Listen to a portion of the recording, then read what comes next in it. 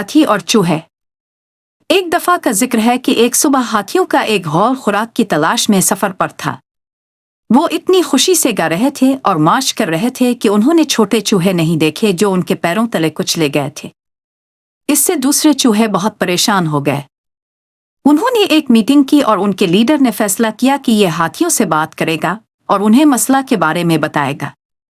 چنانچہ چوہے ہاتھیوں سے ملے اور ان کے لیڈر نے کہا، ایک طاقتور ہاتھی، ہم کسی پریشانی کا باعث نہیں بننا چاہتے، لیکن اپنے انجانے میں ہمارے بہت سے دوستوں کو اپنے پیروں تلے کچل دیا ہے۔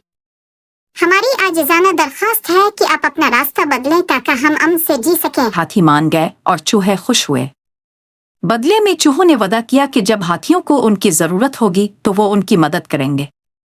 یہ سن کر ہاتھی ہنس پڑے اور ایک دوسرے سے کہنے لگے کہ ان جیسے چھوٹے چوہے ہم جیسے بڑے جانوروں کی مدد کیسے کر سکتے ہیں۔ کچھ دنوں بعد ہاتھی اپنے سفر پر روانہ ہو گئے۔ راستے میں وہ شکاری کے جال میں پھنس گئے۔ انہوں نے بہت کوشش کی لیکن خود کو آزاد نہ کر سکے۔ انہوں نے زور زور سے شور مچایا۔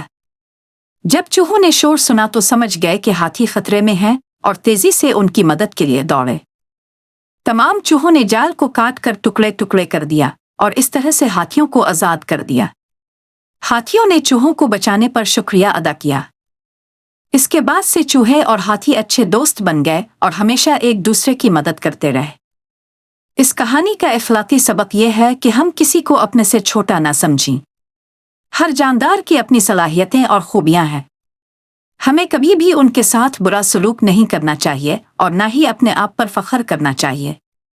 دوسروں کے ساتھ شائستہ، نرم مزاج اور دوستانہ ہونا ضروری ہے۔ مزید برآں چوہے ہمیں یہ سکھاتے ہیں کہ ہمیں اپنے وعدوں کو کیسے پورا کرنا چاہیے اور ضرورت کے وقت ایک دوسرے کی مدد کرنی چاہیے۔